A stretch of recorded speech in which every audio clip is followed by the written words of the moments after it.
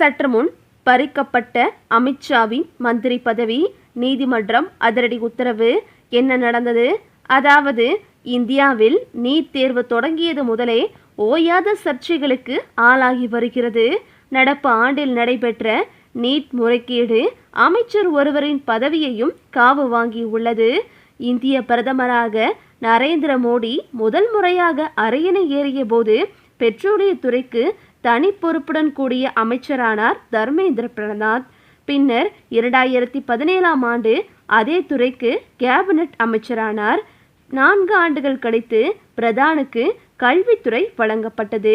மோடியின் 2வது அரசியலும் தர்மேந்திர பிரதான் கல்வி அமைச்சராகவே தொடர்ந்தார்.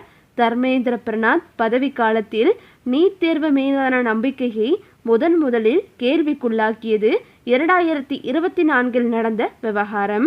அப்பொழுது பீகார், குஜராத் உள்ளிட்ட பல மாநிலங்களில் நீட் வினாத்தாள் முன்கூட்டியே கசிந்து லட்சக்கணக்கான ரூபாய்க்கு விற்கப்பட்டதாக சர்ச்சை எழுந்தது. சில மாணவர்கள் 718 மற்றும் 719 மதிப்பெண்களை பெற்றிருந்ததும் கண்டுபிடிக்கப்பட்டது.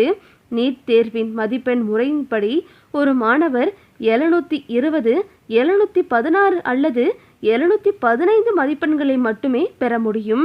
718 அல்லது 719 பெறுவது கணித ரீதியாக சாத்தியமே இல்லை என்பதால் மாணவர்கள் மத்தியில் பெரும் சந்தேகம் எழுந்தது. நெருக்கடி அதிகமானதை அடுத்து NTA வெளியிட்ட விளக்கத்தில் பஞ்சாப், ஹரியானா, டெல்லி, சத்தீஸ்கர் உள்ளிட்ட மாநிலங்களின் 6 தேர்வு மையங்களில் வினாத்தாள் குளறுபடியால் நேரம் வீணானதாகவும் அதனை சரிகட்ட 1563 மாணவர்களுக்கு கருணை மதிப்பெண் வழங்கப்பட்டதாகவும் கூறப்பட்டது. அது மட்டுமல்லாமல் ஹரியானாவில் ஒரே ஒரு தேர்வு மையத்தில் 6 பேரும் முழு மதிப்பெண்கள் பெற்றனர். நாடு முழுவதும் 67 மாணவர்கள் முழு மதிப்பெண்கள் பெற்றதும் சந்தேகத்தை எழுப்பியது. வினாத்தாள் கசியவில்லை, NTA ஒரு வெளிப்படையான அமைப்பு என தர்மேந்திர பிரதான் கூறியதும் கல்வியாளர்களிடையே கடும் கொந்தளிப்பை ஏற்படுத்தியது. பாதிக்கப்பட்ட மாணவர்கள் போராட்ட களத்தில் குதித்ததால் CBI விசாரணைக்கு உத்தரவிடப்பட்டு NTA தலைவராக இருந்த சுபேத் குமார் சிங் நீக்கப்பட்டார். 2024 சர்ச்சைக்கு பிறகு தேர்வு முறையில் மாற்றங்கள் கொண்டுவரப்பட்டதாக அறிவிக்கப்பட்ட போதிலும் நடப்பு ஆண்டிலும் மிகப்பெரிய முறைகேடு நடந்தது. மே 3ஆம் தேதி நடைபெற்ற தேர்வுக்கு முன்பாகவே ராஜஸ்தான், சிகார் பகுதிகளில் இருந்த பகிர்ச்சி மையங்கள் மற்றும் வாட்ஸ்அப் குழுக்களில் வினாத்தாள் கசிந்தது. சுமார் 111 வினாக்கள் அசல் வினாத்தாளுடன் ஒத்துப்போயின. வினாத்தாள் கசிந்தது உறுதி செய்யப்பட்டதால் மே 12ஆம் தேதி மத்திய அரசு நீட் தேர்வை ரத்து செய்தது. விசாரணையை CBIயிடம் ஒப்படைத்தது. 20 லட்சத்திற்கும் அதிகமான மாணவர்களுக்கு ஜூன் 21 அன்று மறுதேர்வு நடத்தப்பட்டு ஜூலை 16 அன்று முடிவுகள் வெளியிடப்பட்டன. தேசிய தேர்வு முகாமின் நிர்வாக சீர்கேடுகள் அமைச்சர் பிரதான் மீதான முக்கிய விமர்சனமாக மாறின. NTAவின் வினாத்தாள் தயாரிப்பு, விநியோகம் மற்றும் தேர்வு மையங்களின் கண்காணிப்பு ஆகியவற்றில் இருந்த ஓட்டைகள் வெளிச்சத்திற்கு வந்தன.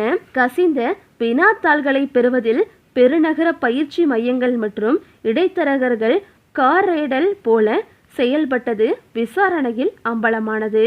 நீட் மட்டுமல்லாது NTA நடத்திய UGC, NET மற்றும் CSIR, NET தேர்வுகளும் ரத்து செய்யப்பட்டதால் NTA அமைப்பை முழுமையாக கலைக்க வேண்டும் என்ற கோரிக்கை எழுந்தது. தொடர்ச்சியான தேர்வு ரத்துக்கள், மறுதேர்வுகள் மற்றும் குளறுபடிகளால் ஏற்பட்ட மன உளைச்சல் காரணமாக பல மாணவர்கள் தற்கொலை செய்து கொண்டதாக தகவல்கள் வெளியாகின.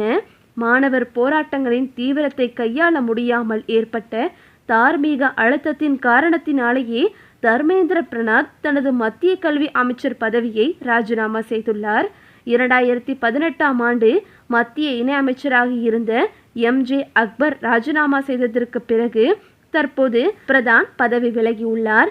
இந்திய அளவில் தீவிரமடைந்த மீ2 இயக்கத்தின் போது பெண் பத்திரிகையாளர் வைத்த குற்றச்சாட்டுகளை தொடர்ந்து MJ அக்பர் ராஜினாமா செய்தார்.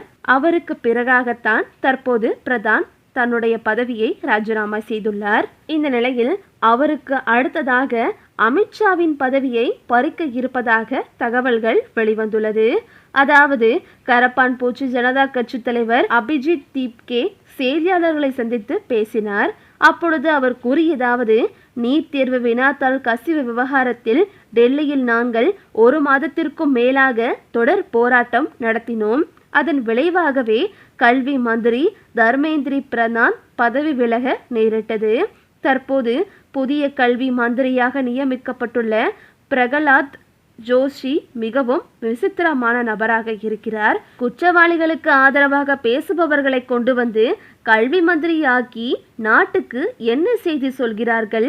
பாரதிய ஜனதாவில் ரவுடிகள் தான் நிரம்பி உள்ளனர். ராம் ரஹீம் போன்ற பாலியல் குற்றவாளிகள் இந்த ஆட்சியில் பரோலில் வெளியே வருகிறார்கள். இந்த அரசு ரவுடிகளுக்கும் குற்றவாளிகளுக்கும் ஆதரவாக செயல்படுகிறது. மத்திய உள்துறை மந்திரி அமித்ஷா பதவி விலக வேண்டும் என்று மக்களவை எதிர்க்கட்சி தலைவர் ராகுல் காந்தி கோரிக்கை விடுத்துள்ளார். ராகுல் காந்தியின் இந்த கோரிக்கையை நான் முழுமையாக ஆதரிக்கிறேன். அமித்ஷா கண்டிப்பாக தனது பதவியை ராஜினாமா செய்த வேண்டும். கடந்த 20ஆம் தேதி நடைபெற்ற நாடாளுமன்றம் நோக்கிய பேரணியில் மாணவர்கள் மீதான போலீஸ் தாக்குதலுக்கு அமித்ஷாவை தவிர வேறு யாரும் உத்தரவிட்டிருக்க முடியாது.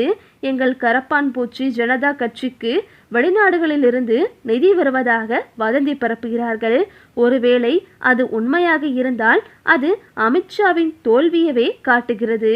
வெளிநாட்டிலிருந்து இயக்கும் ஒரு இயக்கத்தை கூட கண்டுபிடிக்க முடியாவிட்டால் அவர் என்ன சாணக்கியர்?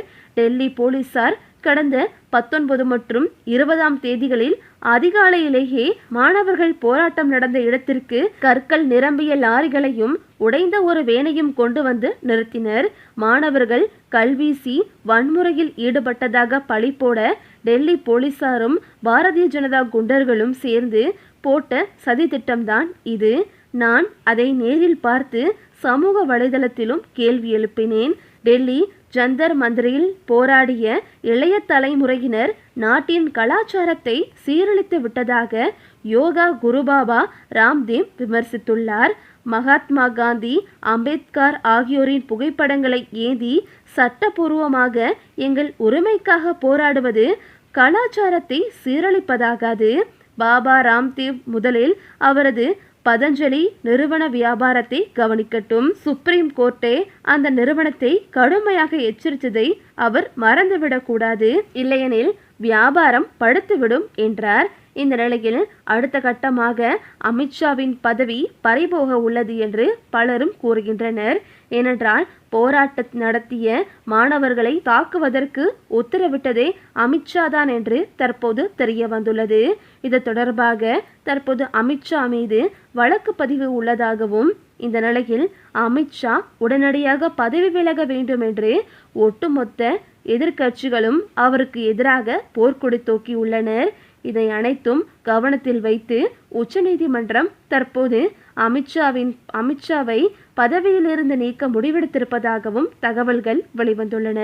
இந்த செய்தி பாஜகவினருக்கு பேரதிர்ச்சியை ஏற்படுத்தி உள்ளது. ஓகே விவோஸ், இதை பற்றி நீங்கள் என்ன நினைக்கிறீங்க அப்படின்னு சொல்லிட்டு உங்களுடைய கருத்துக்களை கமெண்டில் தெரிவிங்க. இந்த வீடியோ உங்களுக்கு பிடிச்சிருந்தா லைக் பண்ணுங்கள், ஷேர் பண்ணுங்கள். மறக்காமல் நம்ம சேனலை சப்ஸ்கிரைப் பண்ணிக்கோங்க. தேங்க்ஸ் ஃபார் வாட்சிங்.